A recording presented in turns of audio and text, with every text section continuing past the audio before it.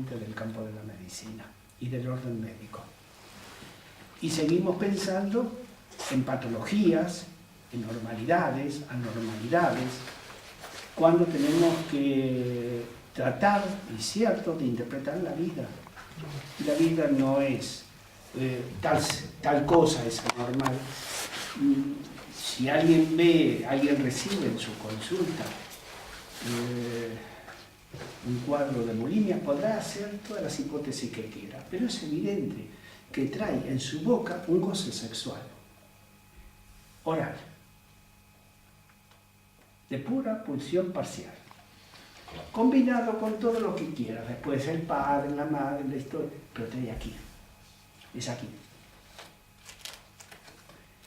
O como cuando tú dices la mirada, o por qué vamos a considerar que la exposición que se hizo sobre Sade en el Museo d'Orsay ahora en París ha sido una expresión de vanagloriar la perversión sádica. ¿No? ¿Sabes? Es un escritor y su nombre ha sido tomado, digamos, como referente de algo que en el campo nuestro se ha convertido en patología. No para todos, yo insisto. Los libros de nuestro campo en general.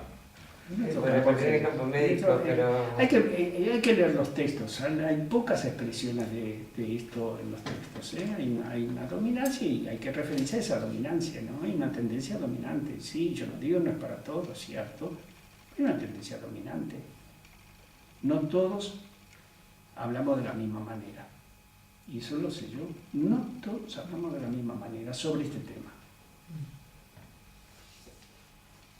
Y aquí se pone muchas veces en evidencia eso que dicen, está en los libros, está en los textos, es así, lo dicen los textos.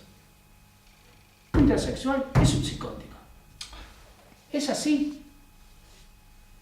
Yo me acuerdo que en el año, antes de venirme para aquí, pero era muy...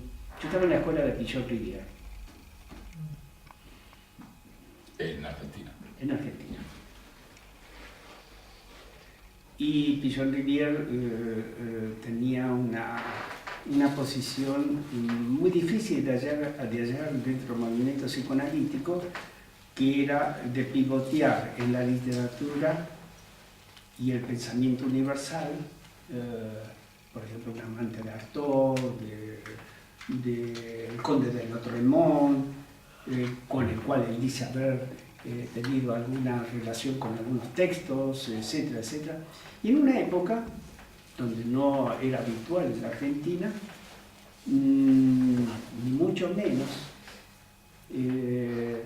Pichot-Rivière se ocupó de la transexualidad. Y trajo a su seminario un par de transexuales para que hablaran. ¿Qué año? Y esto estoy hablando del año 69, 70. Hay que tener en cuenta que Pichot-Rivière terminó su vida dentro de la Asociación Psicoanalítica Argentina erradicado por abuso de alcohol. Entonces, y le impidieron ejercer su trabajo como didacta. Y él trajo para mostrar, cuando ellos hablaban, que la gente no estaba loca. Pero que tenían un discurso diferente. Cada uno de nosotros tenemos un discurso. Pero mucho más diferente. Más llamativo, ¿no? Bueno, sorprendente. Bueno, por eso sufren, bebé, y eso se ve en el reportaje. Estos chicos, hasta que pueden asumir lo que son, sufren. Pero como sufrió por... Herculín. Pero sufren, pero... Es que en el reportaje solo salió una mujer. Sí. a oscuras, y resulta que ni su marido lo sabe. Es verdad, es muy fuerte. Es muy fuerte. Es muy fuerte. Pero claro que bueno. sufre, pero ¿por qué sufre? ¿Por qué sufre? Porque hay un sistema de funcionamiento hacia la normalidad instituida, es decir, donde también interviene en ese discurso social el psicoanálisis, que no rebate esto. Interviene en ese discurso social también. Sufren por lo social, no por lo que son. Sufren por el discurso, los discursos dominantes en la cultura. Bueno, Porque la cultura puede abrir, siempre discursos dominantes. la cultura puede abrir o cerrar, pero no puede determinar, digamos, el sexo. Eso es cierto, pertenece a la historia, pero no es exclusivamente, es mucho más complejo. Y saber por qué tal persona se hizo o no se hizo transexual, o se hizo o no se hizo una mujer lésbica, no es tan fácil. No es tan fácil como saber por qué esa persona tomó como síntoma la bulimia u otra cosa. Eso ya es difícil. Está muy difícil, ¿eh? Claro, si vamos a los textos que dicen, pueden poner, o sea. Pero cuando vamos a escuchar, y si vamos a escuchar siempre con lo que dicen los textos, no vamos a equivocar. Los textos tienen que estar leídos y olvidados. Es como cuando escribimos una novela. Cuando se escribe una novela, el que escribe una novela ha leído mucho y ha trabajado mucho sobre los textos, pero olvida todo lo que ha escrito. Y sin darse cuenta, seguramente hará plagio en más de una página. Pero tiene algo, llamémoslo así, vivencial. Virginia Woolf puede hablar de esto porque habla de sí misma y lo habla con una elegancia. Y es la propia organización social y los discursos de esa sociedad, a pesar de que ella se recluyó en el grupo de Bloomsbury, donde era un grupo muy revolucionario, a pesar de que se recluyó, tuvo que suicidarse. No sé, yo no estoy tan de acuerdo contigo, ¿eh? Yo creo que ella escuchaba voces y no toleró las voces, pero estaba en un grupo donde realmente no solo ella, sino todo ese grupo, bueno, tenía cuestiones particulares y estaban de alguna manera integrados en la sociedad como grupo extraño. Yo creo que se suicidó por eso. Yo no me animaría a decirlo. Es un grupo extraño. ¿No? Un grupo extraño. No, que estaba... No, que estaba... Para la sociedad de Londres en ese momento, los aceptó de alguna manera, los aceptó. ¿Amores lésbicos? Que había ese tipo de cosas, en ese momento. Que había amores homosexuales en ahí. ese momento. Que había... no, digo para la sociedad inglesa en ese momento, la sociedad absolutamente rígida. Estaba en ese grupo y ese grupo la protegía porque era la única manera de pensar. Sí. Ahora, yo no sé si se suicidó por eso. Bueno, yo creo que mucho tiene que ver con eso, su falta de lugar, su indeterminación, su incapacidad de colocarse en una determinada posición y siempre lo habla de eso. Y eso no sé son características de psicosis. Sí. Volvemos otra vez a la clasificación. Pero no significa que sea psicótico. ¿Sí? Como que uno fume no significa que acabe haciendo un enfisema. Por poner un ejemplo idiota. Ya. Bueno, el problema es entender esa química interior que había en Virginia. Esa química interior. Y se nos escapa, se nos hace escapar siempre. Bueno, se nos va a escapar siempre, pero por lo menos no reducirla a códigos librescos. Y decir, se me escapa, es que si lo reduces a códigos, por tomar tus palabras, lo que estás haciendo es que escuches la vida o el discurso o lo que sea de esa persona. En vez de hacer eso, lo que estás haciendo es haciendo un obstáculo. Claro. Por el hecho de aplicar un código. por supuesto. ¿Me explico? Pero Y entonces lo que hay que hacer, cuando ves que tú, ese código a ti te desborda, decir, oiga, yo esto no sé, no puedo, le voy a buscar un compañero, una compañera que lo pueda atender mejor que yo. Que en vez de hacer No, un o tengo que hablarlo porque esto no entiendo nada, o Estoy de acuerdo. no hay estoy de presentación clínica. No es un problema de Gracias. que entienda o no, un problema es que si yo creo que solo existen dos sexos, claros, puros y castos, Ya. no puedo dar lugar a un lo que sea que no esté en esos dos. Entonces, en vez de intentar reconvertirlo a los psicóticos en No. histéricos y a los homosexuales en hombres, yo no. No, Y yo claro, entiendo, eso- haga usted lo que quiera en otro sitio. Mire, aquí tiene a tres que lo pueden entender mejor que yo, punto. No sé si me he explicado. Sí. Sí. Yo hace años, salvo un pequeño grupo, he dejado de presenciar, de estar en presentaciones clínicas. Siempre ha sido raro, me han dicho. ¿Eh? Que me han dicho que siempre ha sido raro. Yo, sí, eso sí. Y he dejado de estar allí porque son presentaciones en donde está todo tan claro, de acuerdo a lo que dicen los libros, Perdón. de lo que han escuchado, que a mí en la práctica eso no me sucede. Vivo sufriendo porque no tengo idea por dónde van las cosas y cómo resolverlas, sufriendo. Y lo digo sinceramente.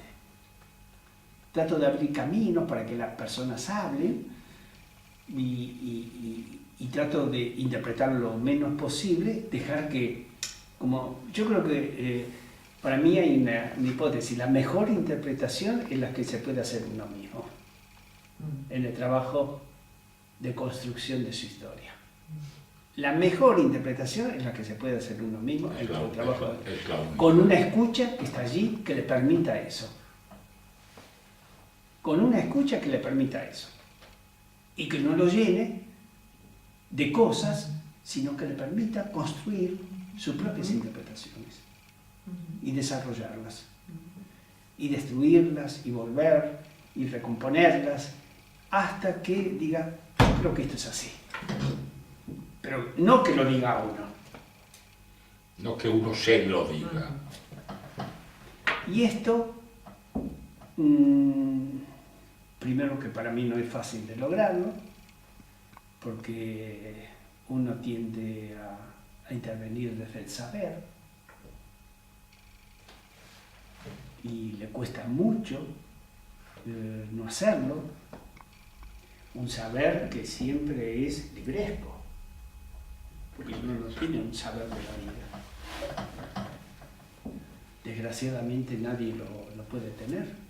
Y cualquier vida, como decía Goethe, vale mucho más que cualquier libro, aún la más mísera.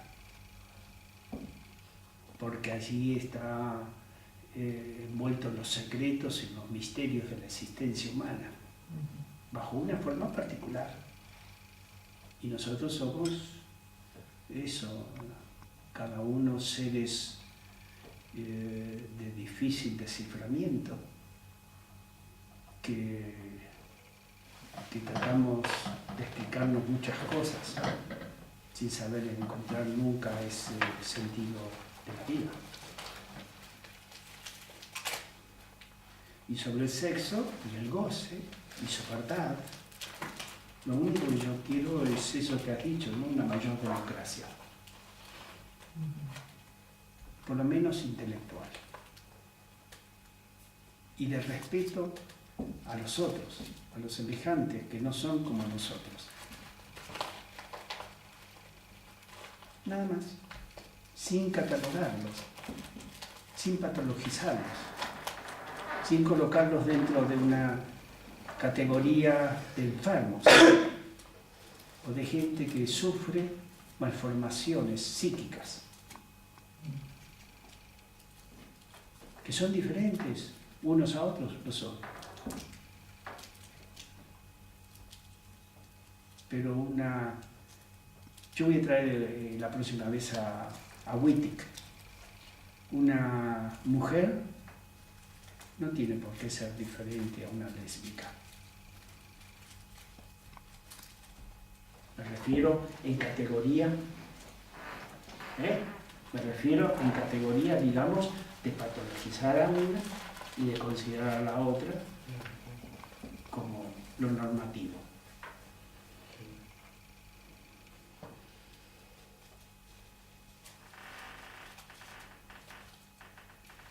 Wittig lo va a decir, ¿eh? Le preguntan, ella es muy provocativa. Le preguntan, bueno, ¿usted es una mujer? Dice, no,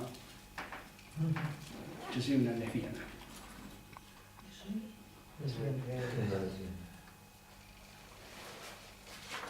Y la palabra lesbiana, si tanto nos interesa el significante, está cargada de sentidos, aún para nosotros. Cuando Negativos. en negativo, claro. Te lo voy a decir en En negativo, claro. Te lo voy a decir en psicosis. Una cosa es ser psicótico y la otra es estar loco. Claro. Hay muchos locos que no son psicóticos, así, y hay muchos psicóticos que no están locos. Evidentemente. Pas les mêmes, que dicen en francés. Evidentemente. Y el término locura, hay una grabación que yo no sé si es la que está, apareció en el Espai Uber, porque no la vi yo. Pero hay una grabación de José María Álvarez, no sé si la que apareció allí, pero ahora sacó un libro y él utiliza mucho el término locura y utiliza poco el término psicosis.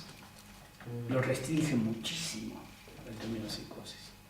Lo que pasa es que el término psicosis se ha ampliado tanto como el término de depresión, que ya abarca, como el término de depresión, que ya abarca prácticamente todo. Hay una cantidad de psicosis, sí. Hay muchísimas psicosis. Hay muchísima locura. No, dígame, psicosis ordinaria. Hay muchísima locura. En este mundo hay muchísima locura, pero no todos los que están locos son psicóticos, es así. Hay muchísima locura en este mundo. Mucha, mucha.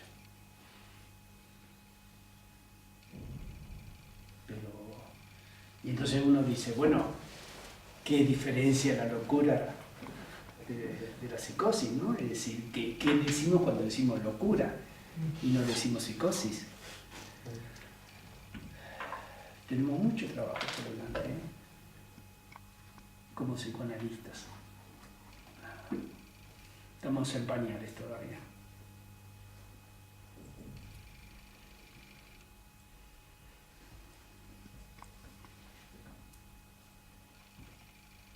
Yo creo que poco a poco se va a ir desbaratando. Yo no lo voy a ver eso. Se va a ir desbaratando las nociones de estructura, las viejas clasificaciones de neurosis, psicosis y perversión. Se va a ir disolviendo, pero no lo voy a ver. Van a aparecer otras formas de pensar mucho más abiertas, fluidas y contradictorias y difíciles de entender en los textos.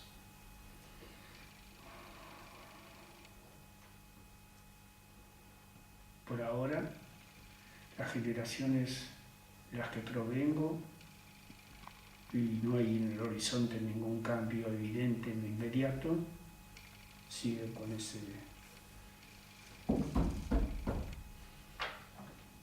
pero ya se está quebrando. Cuando se habla de las nuevas patologías y lo inclasificable, nadie sabe cómo meter las cosas en estos cajones. Trastornos límites, psicosis no brotadas, Psicosis ordinaria. Ya en el psicoanálisis nos parecemos mucho al DSM-4 y al DSM-5. Tenemos tantos nombres, van a aparecer tantos nombres. Trastornos límites, esto, la psicosis no esto, histerias, es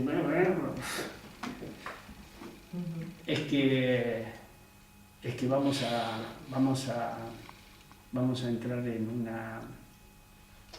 una lógica diferente. Me refiero a los nombres que se están poniendo cada vez más. La sociedad está muy viva. Que la sociedad está muy viva. Yo creo que Y en todo vamos siempre por detrás. El conocimiento va por detrás. sí, pero vamos un poco muy detrás, en este campo. A mí me proporciona, lo digo sinceramente, más placer y conocimiento sobre la vida humana, la literatura, que los libros de psicoanálisis.